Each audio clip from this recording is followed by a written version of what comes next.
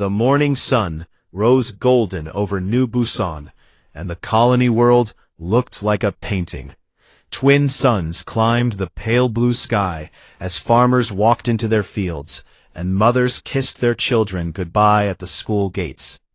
It was the kind of place humanity had built on purpose, far from the noise of war, far from the politics of Earth. A place for families. A place where children could grow up safe under alien skies and still feel at home. Nobody saw the ships coming. The first sign of trouble was a flicker in the sky, like heat rising from summer roads. Then the flicker became shapes, dark, angular, wrong. Varith warships dropped out of hyperspace directly above the colony, skipping every military outpost between the Outer Rim and New Busan. They had not come to fight soldiers. They had come shopping. The alarms screamed across the settlement 3 minutes too late. By then, the drop pods were already falling. They hit the ground like iron rain, cracking open roads and crushing garden fences. Varath soldiers poured out, tall, scaled, with too many joints in their arms, and eyes like cracked glass. They moved fast, faster than anything that size should move, and they moved with purpose. They went straight for the schools. A teacher named Park Somi heard the explosions from her classroom. She had 23 children between the ages of 6 and 10 sitting at their desks, halfway through a math lesson. She did not scream. She did not freeze. She pulled the emergency shutters down, locked the doors, and told the children to get under their desks and stay very, very quiet. She told them it was a drill. Some of them believed her. Most of them could hear the gunfire outside and knew it was not. The colony militia responded within minutes. They were not soldiers. They were farmers, teachers, engineers, and shop owners who had taken basic combat training because the frontier required it. They grabbed their rifles from lockers in the community center and ran toward the smoke. Many of them died in the first 10 minutes. They died standing between the Varath and the school buildings, firing weapons they barely knew how to use, and they did not run. Not one of them ran. It was not enough. The Varath broke through the militia lines like water through paper. They entered the schools, the daycares, the playgrounds. They were not killing randomly. They were selecting. Their scanners swept over the children and beeped when they found what they wanted. Humans between 4 and 12 years old. The right age. The right brain chemistry. The Varath scientists had been very specific in their orders. Park Somi's classroom door held for 4 minutes. When the Varath soldiers finally ripped it open, she was standing in front of her students with a fire extinguisher in her hands. She hit the first soldier hard enough to crack one of its eye plates. The second one broke her arm. The third one pushed her aside like she was nothing. She lay on the floor, screaming and reaching for her students as the soldiers pulled them one by one from under their desks. Some children cried. Some went silent. One little boy grabbed the leg of his desk and held on so tight that the soldier had to rip the desk out of the floor to take him.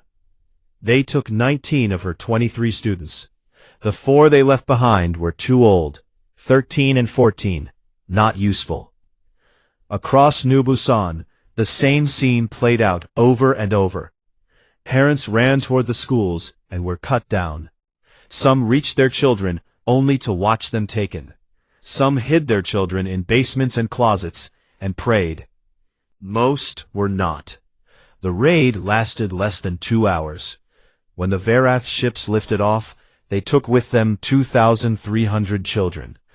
They left behind burning buildings, shattered families, and a silence so deep it felt like the world itself had stopped breathing. The distress signal went out 17 minutes after the last Varath ship disappeared. It traveled at faster than light speed, across relay stations and communication buoys, bouncing from system to system, colony to colony, until it reached Earth. Dr. Bei Ji-woo was on the first relief ship to arrive. She was a xenobiologist, trained to study alien life with clinical detachment. She had spent 15 years cataloging species across the galaxy with steady hands and a calm mind. She walked off the transport into the ruins of New Busan, and her calm lasted exactly until she stepped inside what was left of Central Primary School. The walls were scorched, the desks were overturned. Drawings still hung on one wall, crayon pictures of houses and suns, and families holding hands. On the floor near the back door, she found a single small shoe. It was pink, with a cartoon character on it. It was covered in blood. Jiwoo picked it up, looked at it for a long time, and then carefully placed it in an evidence bag. She did not cry. She recorded everything. She photographed every room, every broken window, every blood stain. She noted the claw marks on the doors where children had tried to hold on. She documented it all because someone had to, and because the galaxy needed to see what had been done here.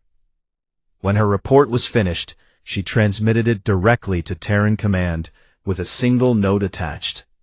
They took them alive. They took them on purpose. This was not war. This was harvesting. The report landed on a desk on Earth 6 hours later.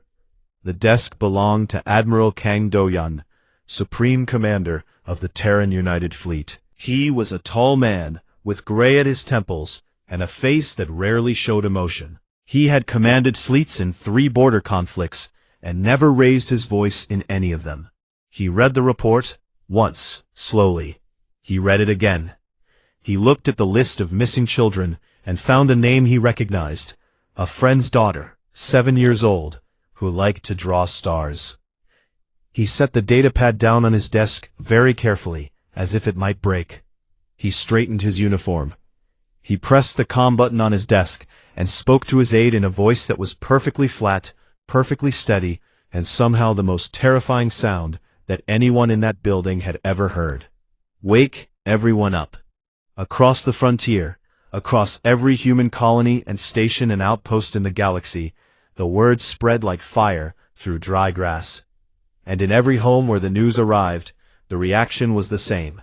Not screaming, not chaos, something much worse. A quiet, cold, absolute stillness. The stillness of a species that had just decided, all at once, what it was going to do next. The news of New Busan crossed human space in less than a day. It moved through military channels and civilian broadcasts and whispered messages between families. And everywhere it landed, the same thing happened. People stopped talking. They stopped arguing. They stopped doing all the small, noisy things that humans always did. And they became very, very quiet. On the industrial colony of Incheon 7, 3 weapons factories switched to wartime production before any government order arrived. The shift managers simply looked at the news, looked at each other, and started retooling the lines. On the orbital station above Mars, retired soldiers walked into recruitment offices in clothes they had not worn in years and said the same thing. I am ready. Nobody had called them. Nobody needed to. Humanity had spent centuries arguing with itself. Political parties fought. Colonies disagreed with Earth. Corporations competed. It was the great joke of the galaxy. Humans could not agree on anything. But there was one switch buried deep inside the species, older than language, older than civilization, wired into every single one of them. And the Verath had just flipped it. On Earth, Admiral Kang Do-hyun stood at the head of a long table in the deepest room of Terran Command. Around him sat every flag officer in the fleet, along with intelligence directors, logistics commanders, and the Secretary General of the Terran government. The room was silent. They had all read the report. Do-hyun did not give a speech. He pressed a button, and a holographic display lit up the center of the table. It showed the Verath Dominion, their territory, their fleet positions, their homeworld. Then it showed a second overlay in red, marking every Verath research facility, every military shipyard, every weapons depot. The red dots covered the map like a disease. "This is Operation Lullaby," he said. His voice was calm. "We go in, we recover every child, then we take apart every piece of the Verath military machine until there is nothing left to take apart. We do not stop. We do not negotiate. We do not slow down." He looked around the table. Questions? There were no questions. Captain Yoon Hana received her orders aboard the TSS Iron Cradle, a dreadnought so large it had its own weather patterns in its main hangar. She was a woman with sharp eyes and a reputation for two things. She never lost a ship, and she never left anyone behind. When she read the mission brief, she sat alone in her quarters for exactly 5 minutes. Then she stood up, tied her hair back, and walked to the bridge. Her executive officer, a young man named Cho Minho, met her at the door. "Rules of engagement?" he asked. "There are none," Hana said. Minho blinked. She looked at him with eyes that could cut steel. "They took children, Minho. They strapped them to tables. There are no rules." While the fleet assembled, Ambassador Shin Eun-ji walked into the Galactic Assembly Chamber on the neutral station of Axis Prime. The chamber was enormous, a half-sphere of polished stone, filled with representatives of over 90 spacefaring species. Some were ancient and wise. Some were young and nervous. All of them had heard what happened on New Busan, and all of them were watching the human ambassador very carefully. Eun-ji was a small woman who wore simple clothes and spoke softly. She had spent 20 years in galactic diplomacy, and she was known for her patience and her smile. Today she was not smiling. She presented the evidence without emotion: footage from New Busan, medical scans of the research facilities, the Verath's own internal communications, intercepted by Terran intelligence, which discussed human children the way a butcher discusses meat. The chamber watched in uncomfortable silence. When she finished, the representative of the Toshan Collective, a species known for cautious diplomacy, rose and spoke. "We understand humanity's grief," he said carefully, "but we urge a measured response. Diplomatic channels exist for these situations. A proportional action would be more appropriate than—" "Then what?" Eun-ji asked quietly. The Toshan hesitated. "Then whatever it is you are clearly planning." Eun-ji nodded slowly. "I appreciate the concern," she said, "but I want to be clear about something. I am not here to ask for permission. I am not here to request support. I am here to inform this assembly, as a courtesy, of what is about to happen. And I strongly suggest that any species with ships or personnel near Verath space move them somewhere else." The chamber went dead silent. In the back row, the Verath ambassador, a tall, clicking creature named Ulvesh, stood, and made a sound that was the Verath equivalent of laughter. "How dramatic," he said. "Your species has always been this way. Loud, emotional, irrational. You overvalue your young. They are small and weak. You will send angry messages. You will make demands. And in a few cycles, you will accept a trade agreement and move on, as all species do." Eun-ji looked at him. She looked at him for a long, long time. The entire chamber waited. "I will remember," she said softly, "that you laughed." She turned and walked out. She did not look back. Within hours, alien ships began quietly pulling out of Verath space. Trade routes shifted. Communication relays went dark. The Peldari Syndicate, a neutral trading species, sent a private message to the Verath Brood Council that said simply, "We cannot help you. No one can." The Verath dismissed it. The Terran fleet grew every hour. What started as 200 ships became 400, then 600, then 800. Colony defense forces sent everything they had. Mining corporations sent armed haulers. A notorious pirate captain named Ryu Jung-sik, wanted on 4 worlds, flew his ship directly to the fleet flagship and volunteered. When asked why, he said, "I am a criminal, not a monster.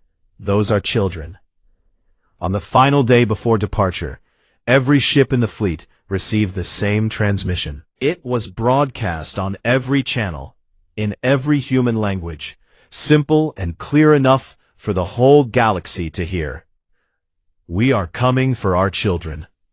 The fleet entered hyperspace in perfect formation, 812 ships moving as one, like a fist closing around empty air. Behind them, human space was quiet. Factories hummed, families waited, and somewhere on the far side of the galaxy, the Verath Dominion went about its business, confident that the mammals were bluffing. They were not bluffing. The Terran fleet dropped out of hyperspace at the edge of the Verath border system of Kalshan, like a thunderstorm arriving on a clear day. 812 warships spread across the black sky in perfect formation, their weapons already hot, their shields already up. At the center of the formation, the dreadnought Iron Cradle drifted forward like a mountain with engines. The Verath had a defensive fleet of 60 ships waiting at Kalshan. They had expected the humans to come. They had expected to hold the line long enough for reinforcements. They had expected a negotiation. They were wrong about all of it. Admiral Kang Do-hyun sat in his command chair aboard the Iron Cradle and opened a single communication channel to the Verath fleet commander. He did not introduce himself. He transmitted a data packet. Inside it were photographs of the destroyed school on New Busan, a recording of a mother screaming her daughter's name, a list of every taken child, name, age, school, and the name of at least one parent. 2,300 entries. Then he spoke. "You have 1 hour. Return them all." The Verath commander, a war leader named Dreketh, responded with what the Verath considered a display of strength. He laughed. He told the human admiral that the children were already being processed and that their contributions to Verath science would be remembered. He suggested that the humans turn their fleet around before they embarrassed themselves. Do-hyun closed the channel. He waited exactly 1 hour, not 1 minute more, not 1 minute less. Then he gave a single order. "Begin." The battle lasted 11 minutes. Verath ships were good, fast, well-armed, and crewed by experienced warriors. But they were fighting something they had never encountered before. The human fleet did not fight like a military. It fought like a living thing, every ship connected to every other ship, moving and striking and covering each other with a coordination that looked less like tactics and more like instinct.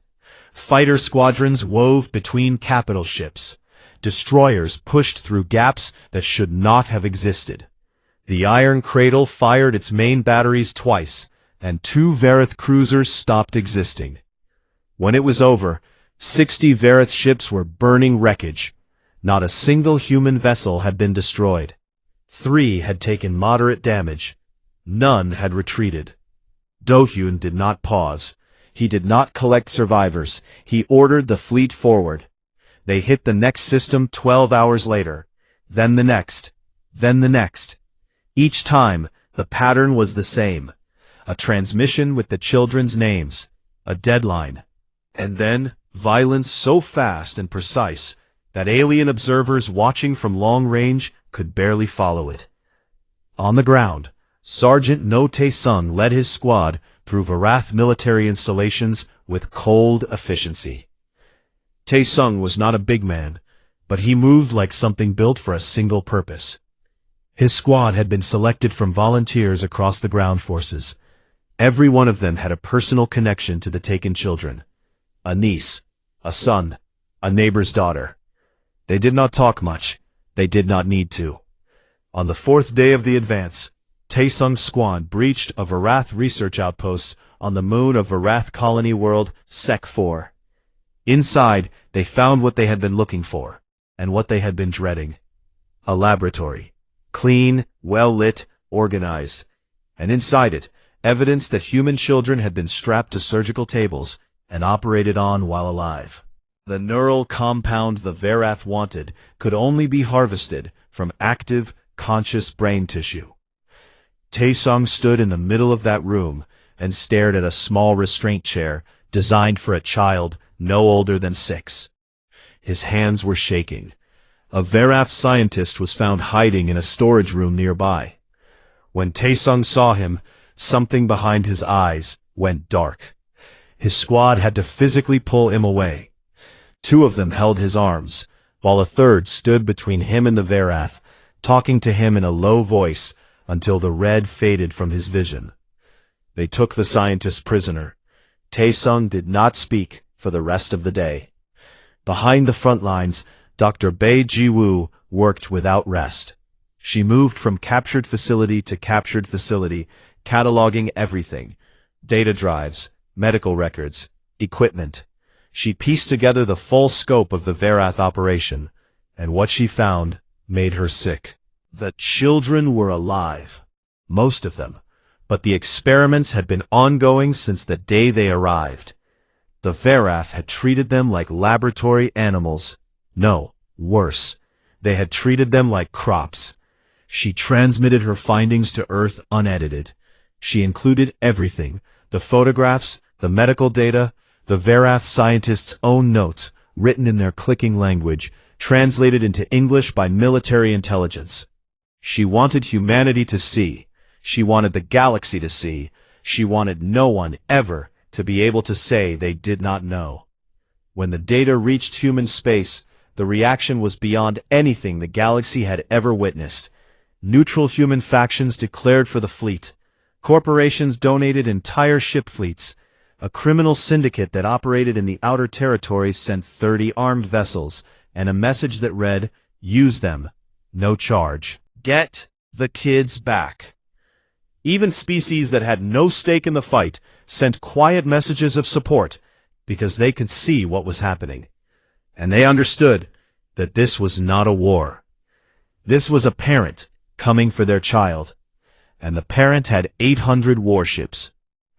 Captain Yoon Hana led the Iron Cradle through 3 major fleet engagements in 8 days. She did not sleep more than 2 hours at a time. She commanded from the bridge with a focus so sharp that her crew said it felt like standing next to a blade.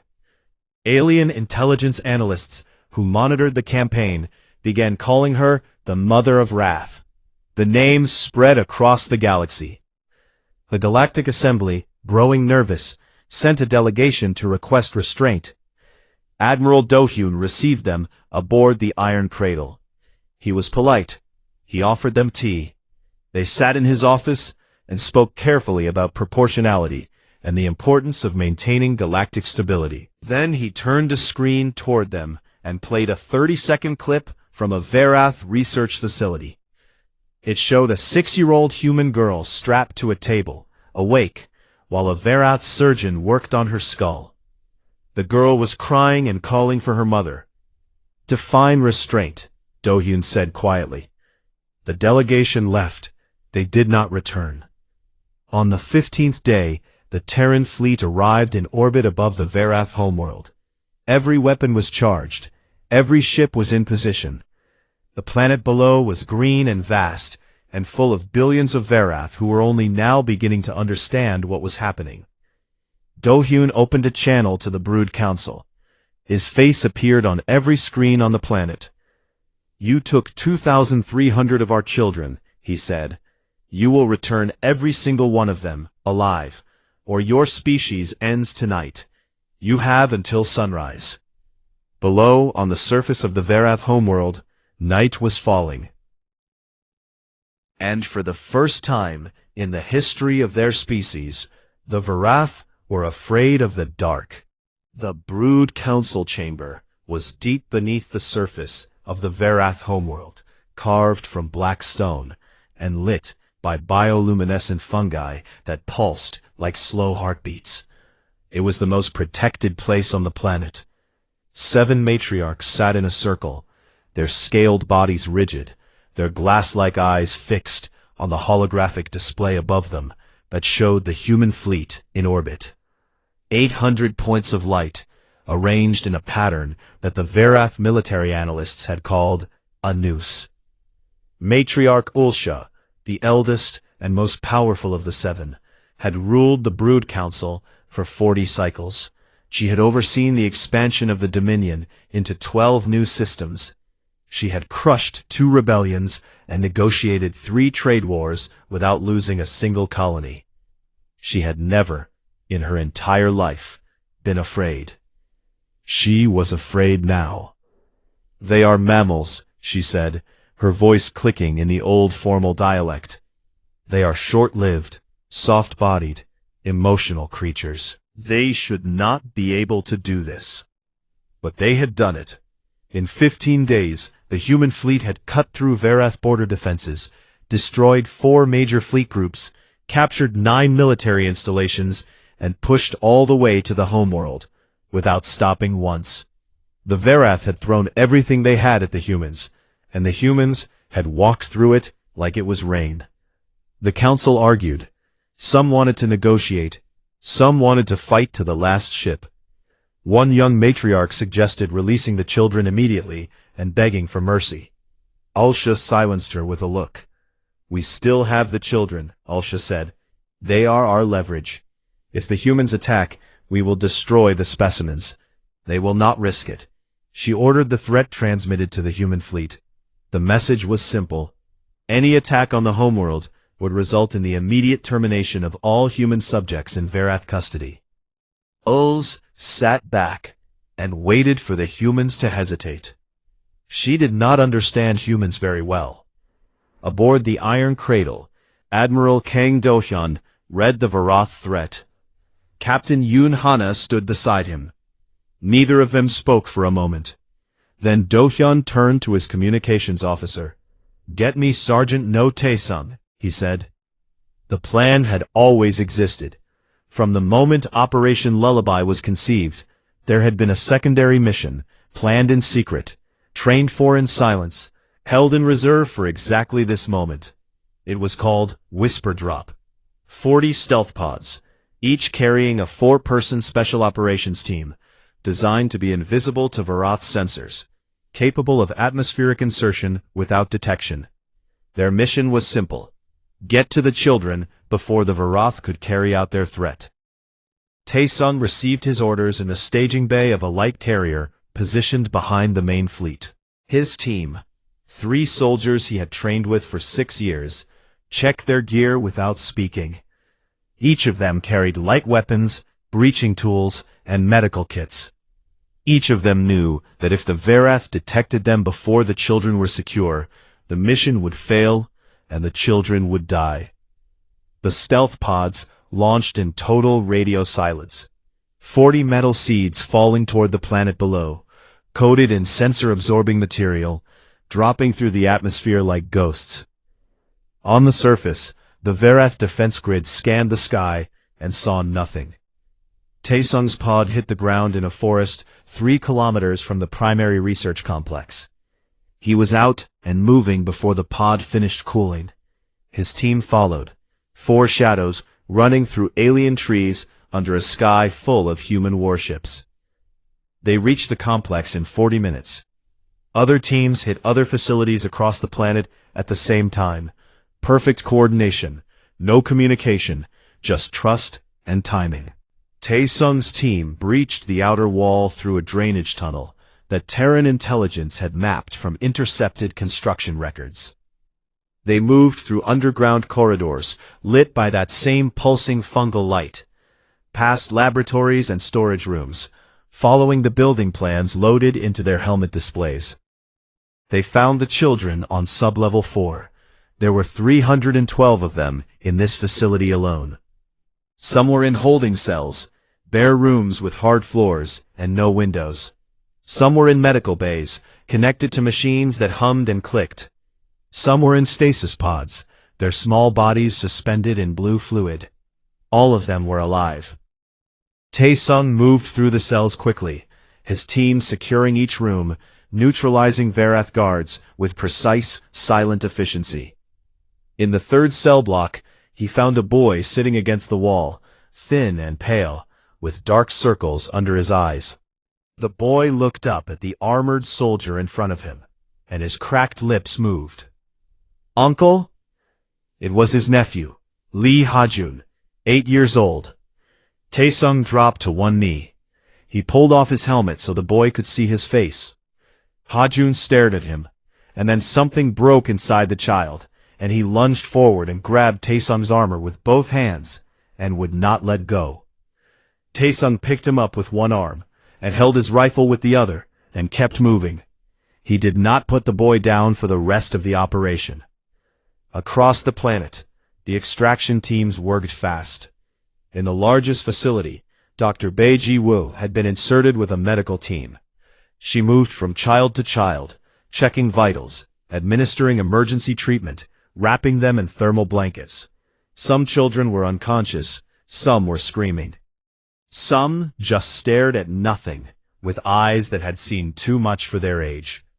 Ji-woo found one girl, no more than 5, who was holding the hand of another child who had not survived. The girl would not let go. Ji-woo sat down on the floor beside her, and gently, carefully, took the girl's hand in her own. She talked to her softly, until the girl finally released her grip. Then Ji-woo carried her out. Behind a supply crate in the corridor, where no one could see, Ji-woo pressed her face into her hands and cried. 30 seconds. That was all she allowed herself. Then she wiped her face, straightened her jacket, and went back to work. The confirmation came 2 hours later. All facilities had been secured. All surviving children had been extracted and moved to safe zones outside the research complexes. The count was completed 3 times to make sure. Of the original 2,300 children taken from New Busan, 2,147 were alive. 153 had not survived the Varath experiments. When the number reached Admiral Do-hyun, he closed his eyes for 3 seconds. Then he opened them and gave the order. The Terran fleet opened fire. Not on cities, not on homes, not on civilians. The bombardment was surgical and absolute. Every military base, every shipyard, every weapons factory, every research facility, every orbital defense platform destroyed. The Varath war machine, built over centuries, was taken apart in 6 hours. Their fleet, already broken in the border battles, was reduced to floating scrap. Their military satellites went dark, one by one, like candles being blown out. Matriarch Ulsha transmitted a surrender. Do-hyun's response was immediate. We are not accepting your surrender. We are accepting your compliance.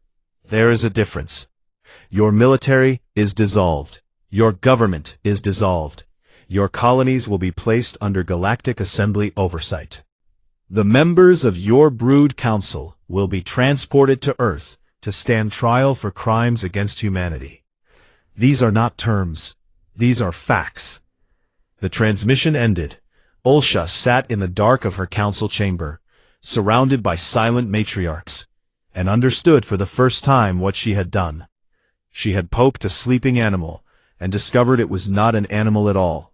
It was something far older and far more dangerous. A parent. 3 days later, Ambassador Shin Eun-ji stood before the Galactic Assembly for the last time regarding the Varath matter. The chamber was full. Every species had sent a representative. The room was so quiet that Eun-ji could hear the hum of the station's life support systems. She held a datapad. On it was a list. She began to read. Kim Yuna, age 4. A pause. Oh Sojin, age 6. Another pause. Baek Min-so, age 5. She read every name. All 153. She read them slowly, clearly, giving each name the weight it deserved. It took almost 20 minutes. No one in the chamber moved. No one spoke. Several alien representatives looked away. A few covered their eyes with their hands or their equivalent. When she finished, Eun-ji set the datapad down. She looked up at the assembly. These children waited for us, she said. We were too late. She walked out of the chamber. This time, nobody suggested restraint. 6 months after the last Verath warship burned, the galaxy was a different place. Not because borders had changed or new alliances had formed. Those things happened too, of course, but they were not what mattered. What mattered was the quiet. A new kind of quiet had settled over every species in known space. The kind of quiet that comes when a lesson has been learned so thoroughly that no one ever needs to teach it again. Every civilization had watched, from the ancient Paldari traders, who had seen empires rise and fall for 10,000 years, to the young Toshan colonies still learning to build their first starships. They had all watched humanity dismantle the Verath Dominion in less than a month. They had watched the speed. They had watched the cold, focused fury that did not scream or threaten or bluff, but simply arrived and did what it said it would do. And every single one of them had looked at their own intelligence reports, their own diplomats' notes, their own military analyses, and arrived at the same conclusion.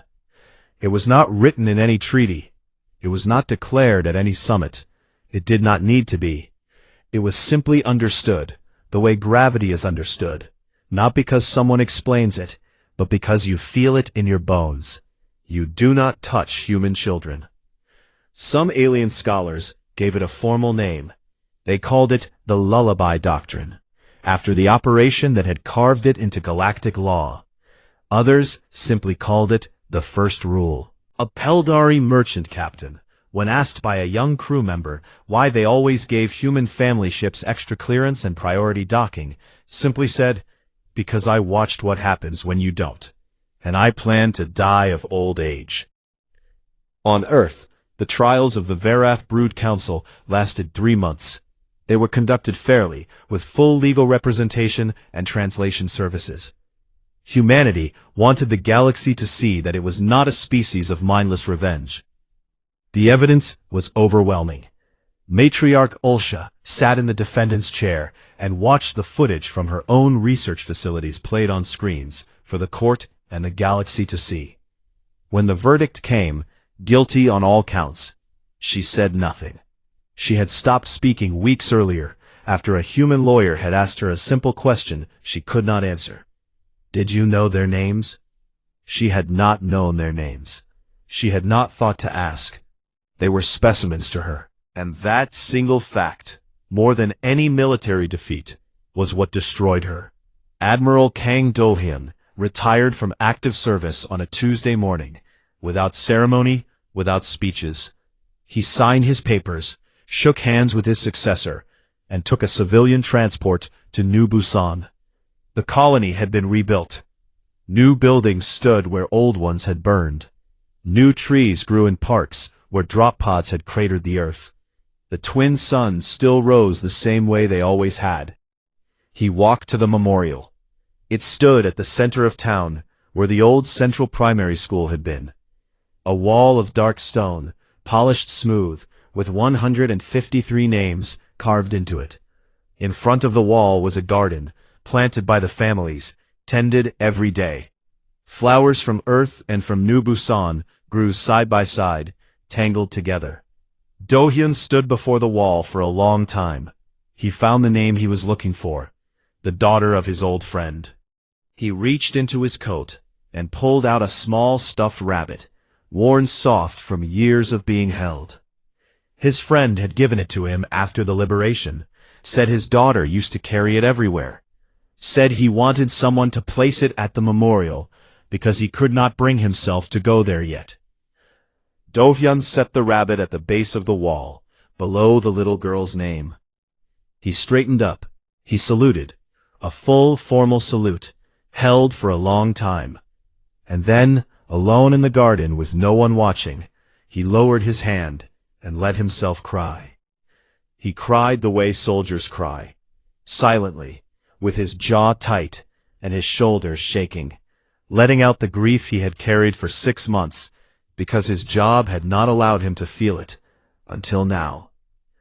Captain Yoon Hana, Admiral Yoon Hana now, received command of the newly formed Cradle Guard, a permanent patrol fleet assigned to protect every human family colony on the frontier. 40 ships, the best crews in the fleet, running constant patrols along the borders of human space. When a reporter asked her what the Cradle Guard's mission statement was, she thought for a moment and said, "Never again." That became the fleet's official motto, printed on every ship's hull. Sergeant No Taesung visited his nephew Lee Ha-jun at a recovery center on Earth. The center was bright and warm, filled with doctors and counselors, and other children who were slowly learning how to be children again. Ha-jun was sitting at a table, drawing. He looked better, some color in his cheeks, some light returning to his eyes.